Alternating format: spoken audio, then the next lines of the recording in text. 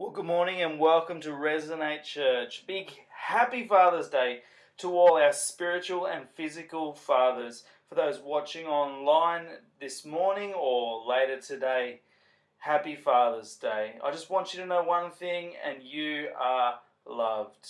Today we start a new sermon series titled I Am Peter. It's a 4-week sermon series, and I'm so excited to hear Daryl speak in the sermon series I Am Peter. Hope you enjoy today's sermon. Good morning. Hi. I'm really pleased that I'm here, ready to start a sermon series. Sure, I'd rather be doing this in person, one-on-one, or with the congregation, but well, it is what it is. So here we are, and I'm about to start a sermon series which I'm calling I Am Peter. When I first spoke with Jacob about this sermon series, I think I said to him that I could see it being about a 7-part sermon series, because if you look at the New Testament, in the Gospels alone, there is over 200 times that Peter, or Simon Peter, is mentioned in the Gospels. And then you look beyond that into the book of Acts, and there's Peter again. And then in the letters from either Peter himself or Paul, Peter is such a big part of the New Testament. He is a big part of the gospel stories. And so I thought I'd be potentially doing 6, 7, 8 sermons in this series. And originally when I spoke with Jacob, I said, I could call this series We Are Peter. And the reason why I said that is I think that each and every one of us, when we look at the sermon, when we look at Peter in the Bible, when I speak about this, I think we can all see a little bit of Peter in ourselves. But I can only speak for myself, so I'm calling this series I Am Peter. And Jacob asked me to make it a 4-part series. So I've got to condense down, 6, 7, 8 messages that I'd been considering, condense that down into 4.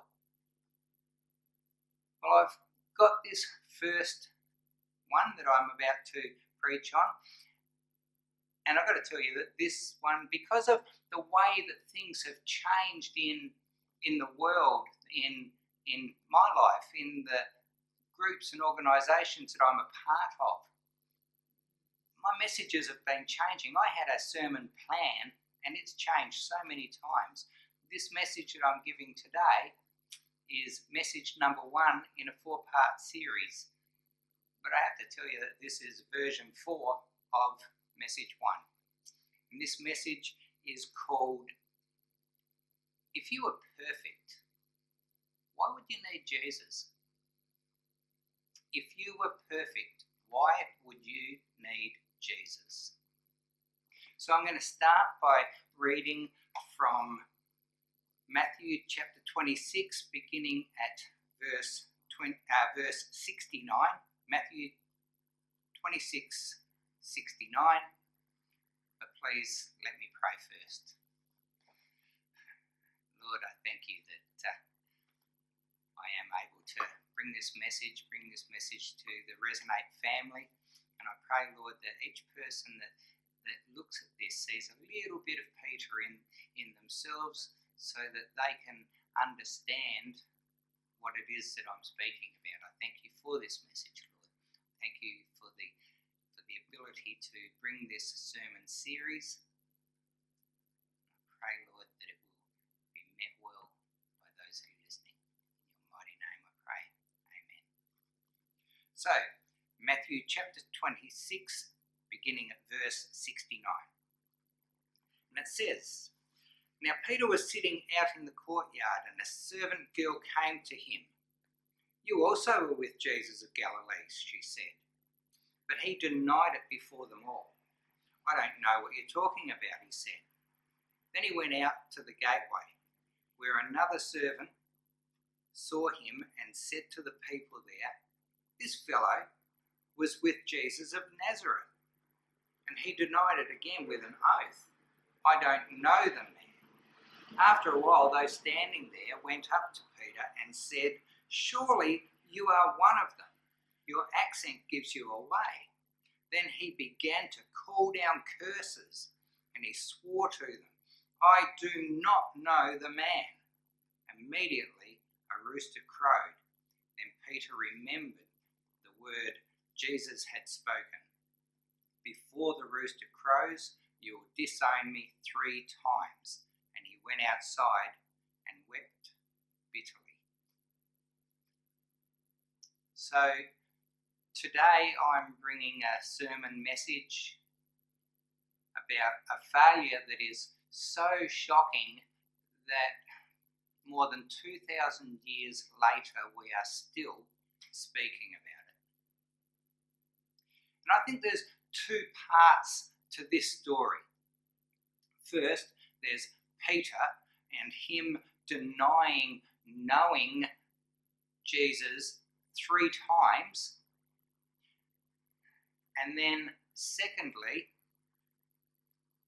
Christ forgiving and restoring Peter. So the first part depended entirely on Peter. The second part entirely on Jesus. Peter took charge of his own failure, and Jesus took charge of Peter's restoration. But behind this story, there lies this wonderful, hope-filled truth. And that's that failure is not an event. Failure is an event. It is an event. It's not a destiny. Failure is an event, not a destiny. And that's good news, because sooner or later we're all going to fail. And if we, to tell the truth, we fail over and over and over again. But the good thing is that Peter's story so abundantly proves to us that what may look like initial failure isn't. It just depends on what happens next. Failure doesn't mean that you've blown everything. It means you've got some hard lessons to learn. It doesn't mean that you're a permanent loser. It simply means that you're not as smart as you thought you were. It doesn't mean that you should give up. Instead, it means that you should allow God to show you your next step. It doesn't mean that God has abandoned you. It means that God has got a different plan for you.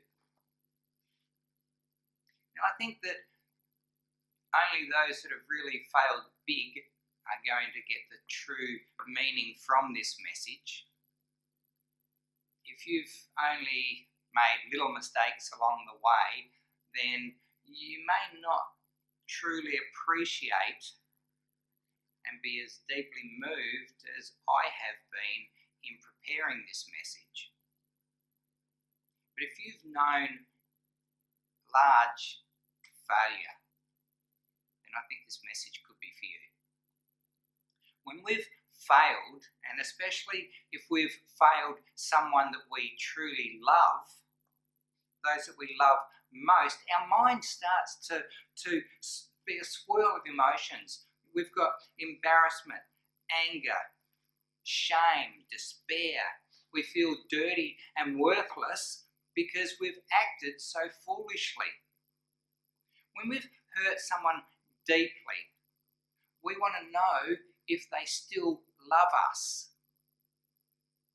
I mean, do you still love me?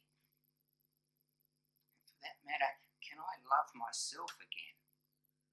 Do you forgive me? And can I forgive myself? I don't know if it's true, but in researching this, some of the stuff that I was reading said that Peter never forgot that night that he denied even knowing Jesus 3 times. Now, I don't doubt that it's true, but it said that every night at that time, the time where Peter was in the courtyard denying Jesus, every night he would sit and pray at that time. And another part that I read said that Peter wept every time he heard a rooster crow.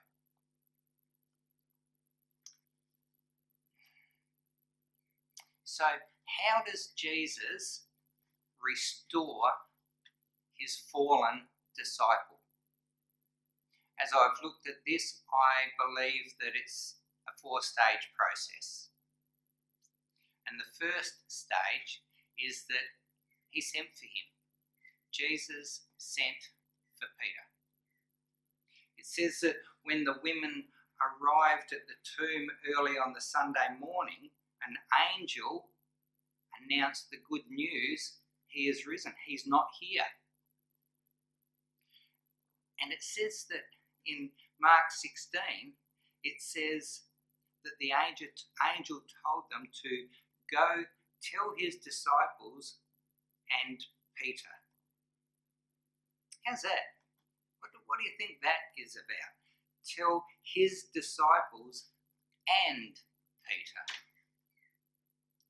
Peter's denial seems to have separated him from the other disciples. And I don't doubt for a moment that he would have been worried about it. He would have been thinking to himself, what now? I mean, am I a disciple or am I a traitor? Peter may have failed, but Jesus sent for him. Just a few hours earlier than that, Peter had said, Lord, you will never wash my feet. And then later he bragged about his courage. He bragged that if everyone else fell away and deserted him, Peter said, I will be there. I will not desert you. And wow, that was so wrong at that time.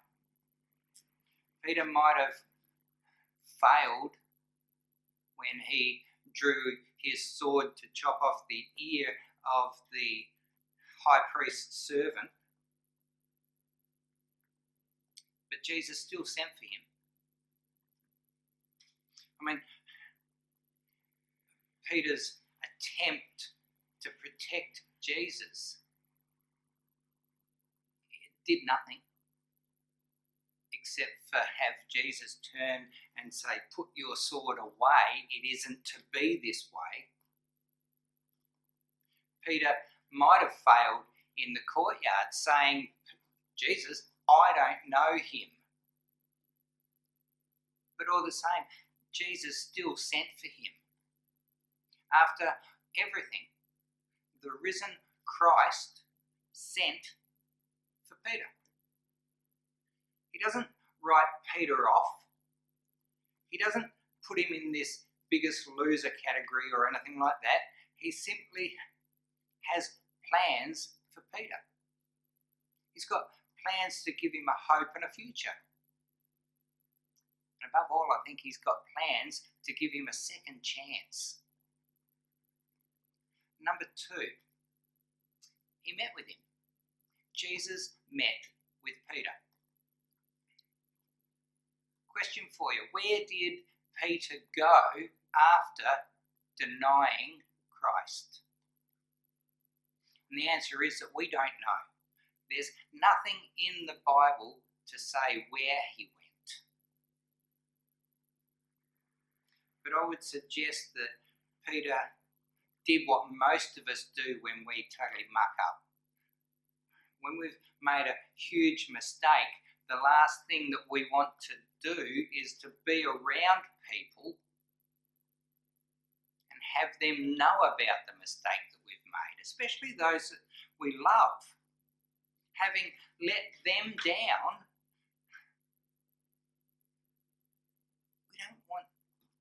we don't want to be there. Sin separates us not only from God, but from God's people, it appears.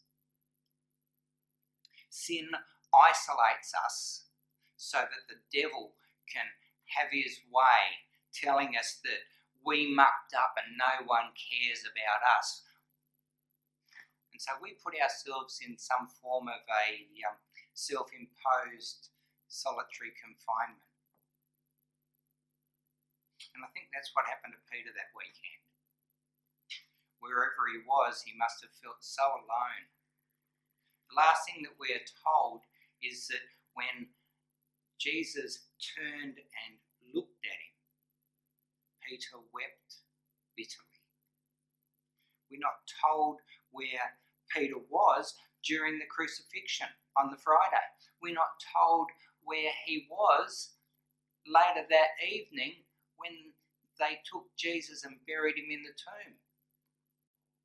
We can only guess that he's retreated away to somewhere by himself where he could go over what had happened in that day and knock himself. I'm sure that he was sitting there saying, why? Why did I do that? What made me think that I would be better than everyone else? How could I have said that? How could I have done that? And what does Jesus think of me now? Well, we find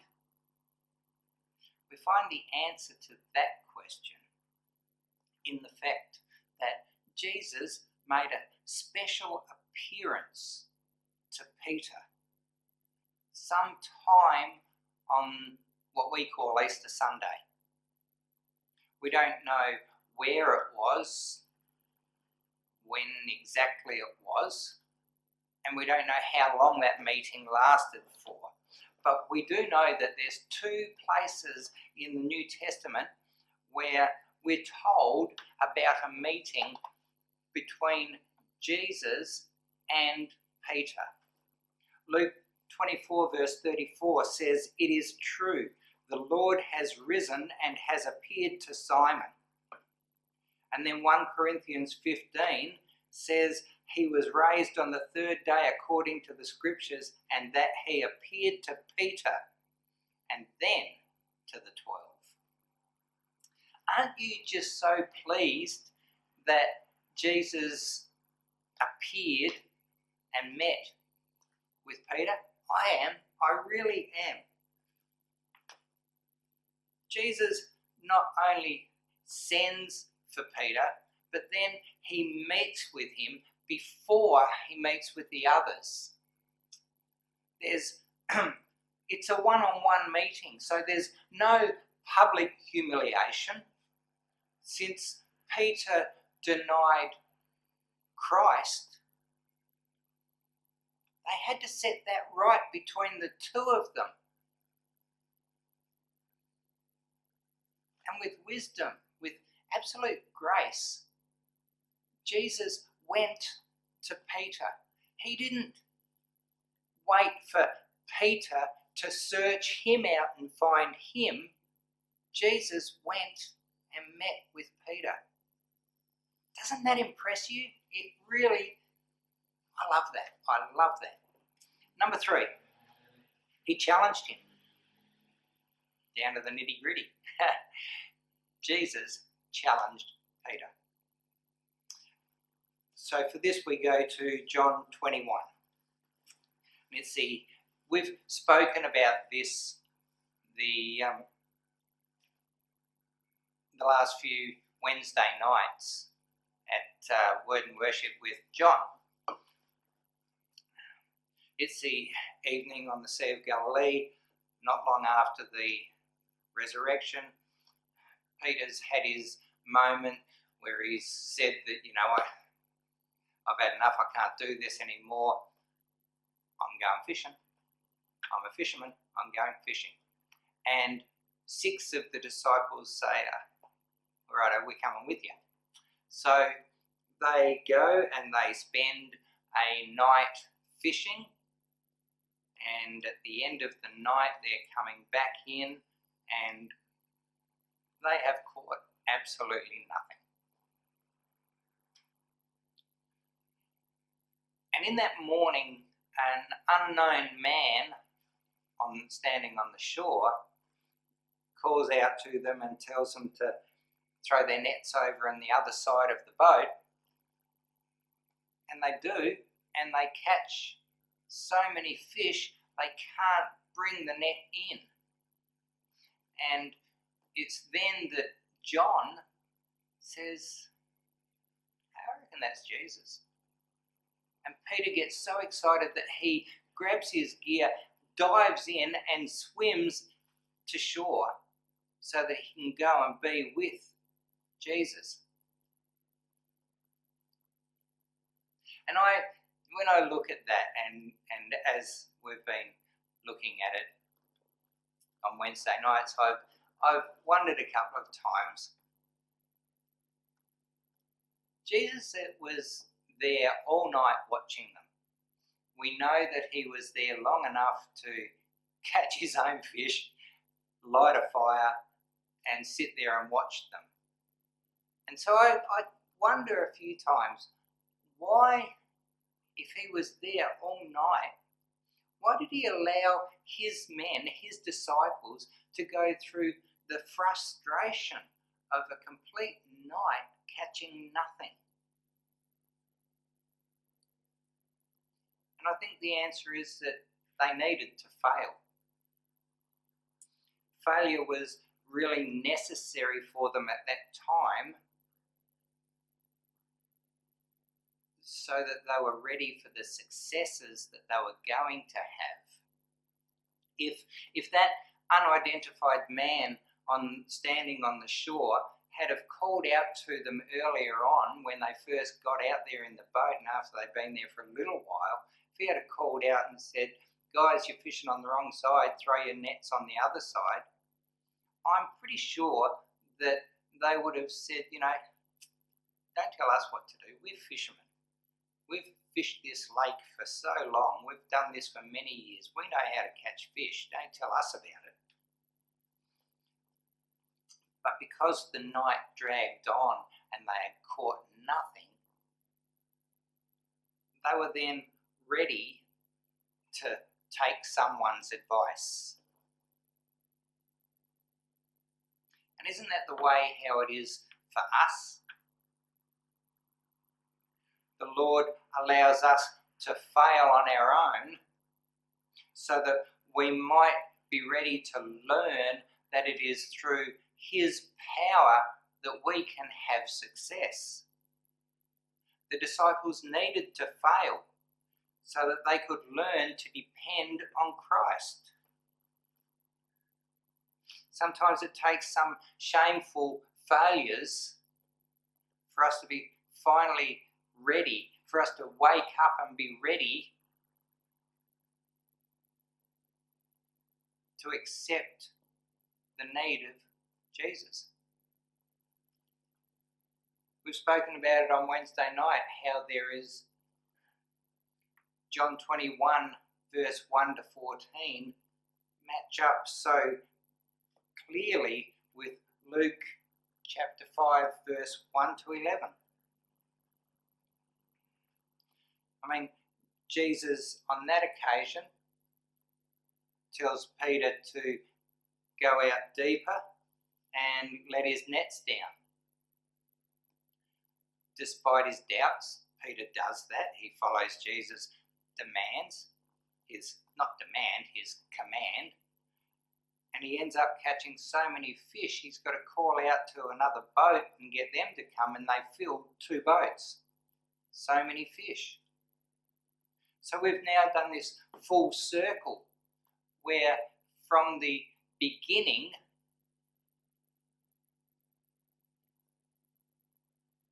the command was to drop the net and catch fish. And here at the end, drop the net and catch fish. But the question really on both occasions was the same question. And that's, Peter, will you obey me even though it doesn't make sense? It's the same question that we are asked. Will you obey me when you think that you know a better way? Will you obey me when the path forward looks a little bit unclear? Will you obey me when your instincts tell you to do something differently? And more to the point on this occasion, will you obey me now that you have failed and failed and failed?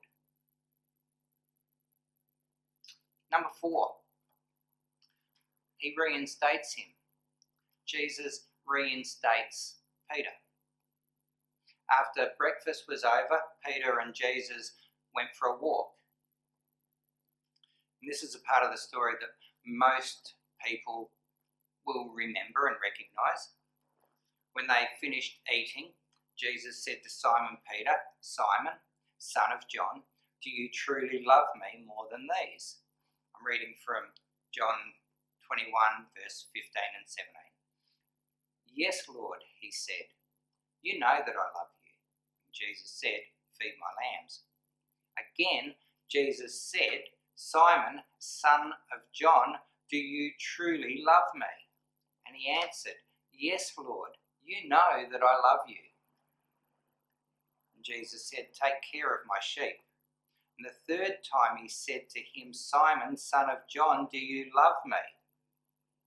Peter was hurt because he asked him a third time, "Do you love me?" And he said, "Lord, you know all things. You know that I love you." Jesus said, "Feed my sheep." Peter and Jesus had that conversation, according to the New King James Bible.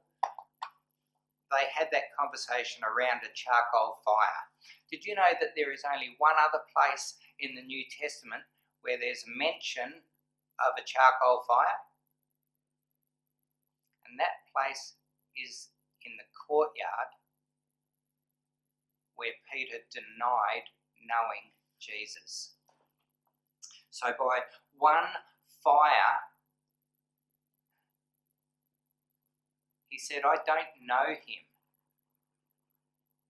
And then by the next fire, he says, "Lord, you know I love you." By one charcoal fire, he denied Christ, and by the next charcoal fire, Christ restored Peter.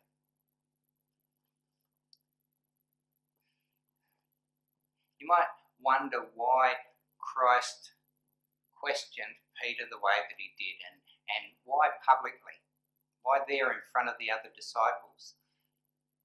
And I think he questioned him publicly because Peter denied knowing him publicly.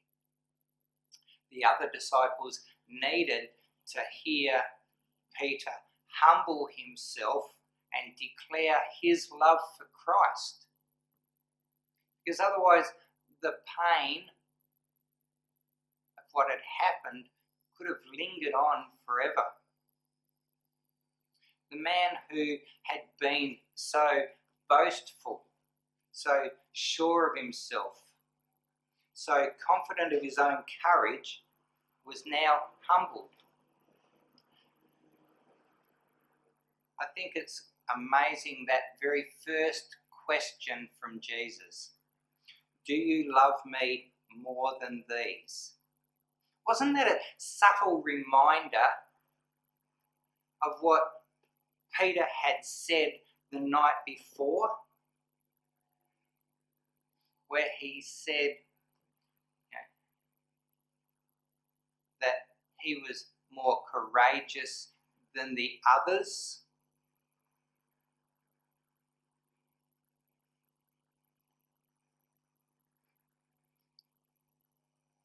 And this time Peter declares his love for Christ. But do you notice that he doesn't compare himself to others? He doesn't say, yes, Lord, I love you more than these. He simply says, I love you. And I'm pretty sure that being questioned by Jesus in the way that he was would have been painful. It would have been really difficult. But it was necessary. Jesus had to open the wound so that he could clean it properly, to let it heal. He's getting rid of Peter's guilt and shame by dealing with it openly. But I want you to consider what he didn't do. He didn't try to make Peter feel guilty. He didn't humiliate him publicly. He didn't ask him, are you even sorry for what you did? He doesn't make him promise to do better next time. He just asks, do you love me? Once we hurt someone that we love, it's hard to even look them in the face. And then it's hard to answer those questions that they're asking. But they have to be asked. Those questions, how could you have done that? I mean, what were you thinking? Do you even love me anymore? The questions have to be asked, and they've got to be answered, and they've got to be answered openly and honestly if you're ever going to recover from that situation. Peter needed to see the enormity of his sin if he was going to realise how huge Christ's forgiveness was. Only then could he really understand the forgiveness of Christ. Without the pain, he would never have got better. And until we face the truth in ourselves, we can never be free. That's step one for recovery. Admitting that we are powerless, that nothing good lives within us. That's step one. And step two in recovery is that acceptance that there is a greater power than ourselves who can restore us. It's trusting in Jesus that saves us. When Christ asked the question the third time, it's pretty clear that Peter's heart was really grieving. He was so upset and he blurted out, Lord, you know all things. And I think with those words alone, Peter had just renounced his own self-confidence. On the night before, up in the upper room, he thought that he knew what was right. And now he doesn't even trust himself. He doesn't trust his own words, his own heart. Instead, he trusts the Lord in all things. You, Lord, you know all things. And that's a huge step. That is a huge step in Christian growth. It's a great advance to come to that place where you can say, my trust is in the Lord alone. And sometimes we have to hit rock bottom and hit it really hard before we can say that. And did it work?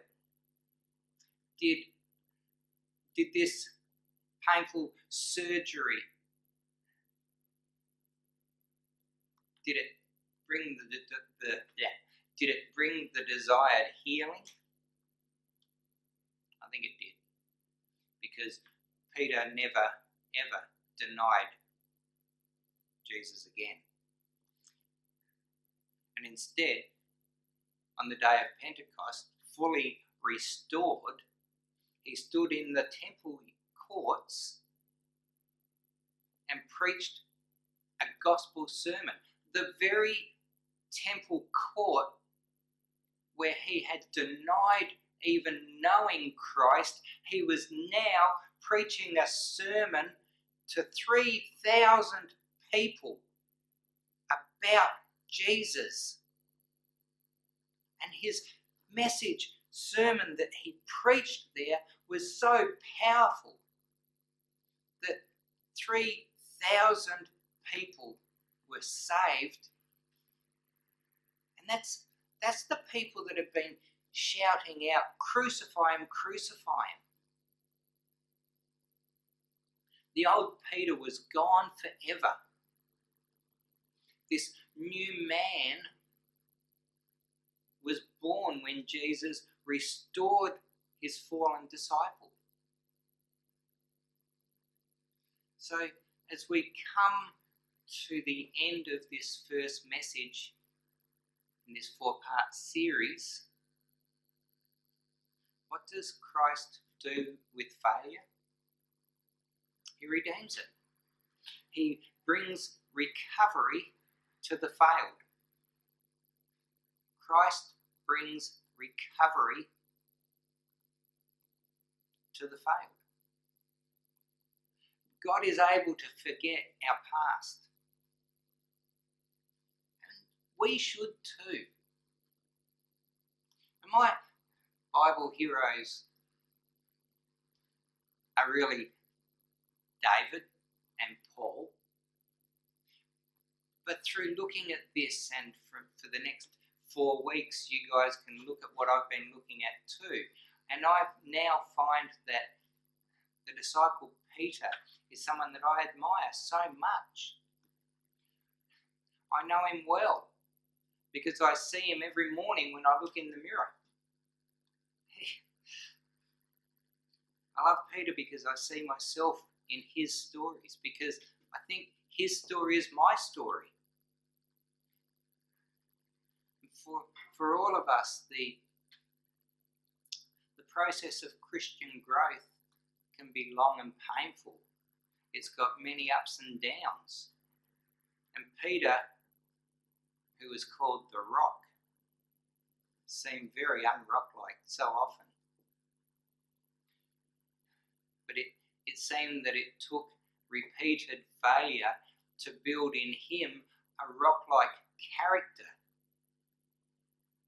And through all of that, Jesus never gave up on him.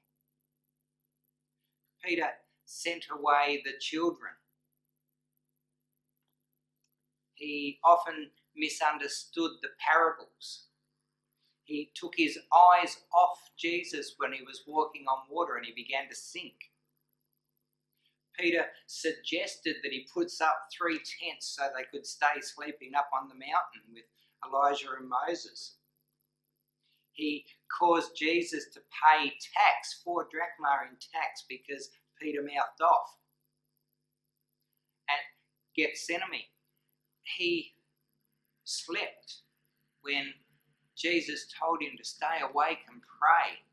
And then Peter denied him 3 times.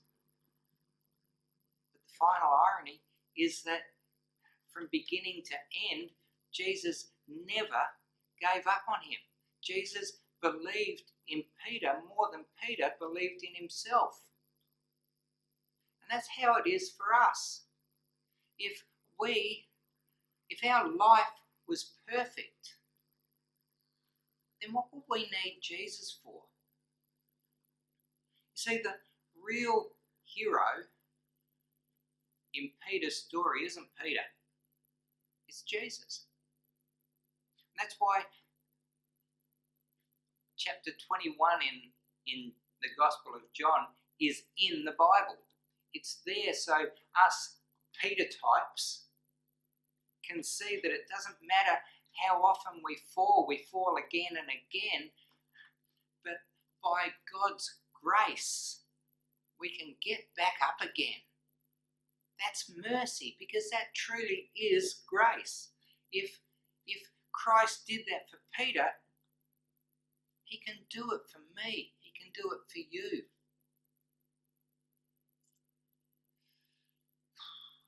I'm going to be looking back at Peter over the next 4 weeks.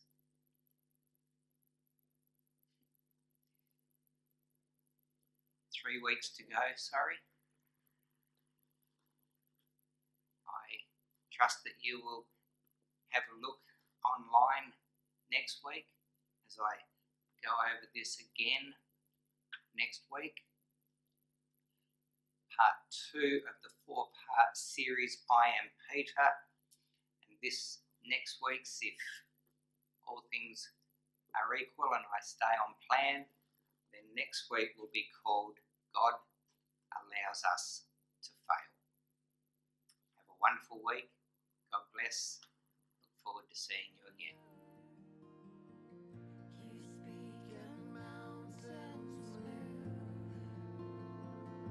There's nobody greater. There's nobody greater.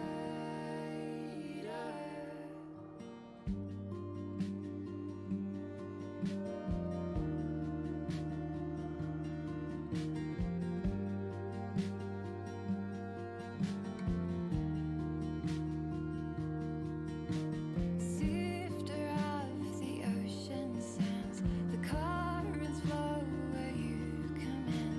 Holy are you, God. Master of the raging sea, you calm the storm and restore peace. Holy are you, God. Jesus, my Lord, my God. There's nobody greater. There's nobody greater. You speak and mountains move. There's nobody greater. There's nobody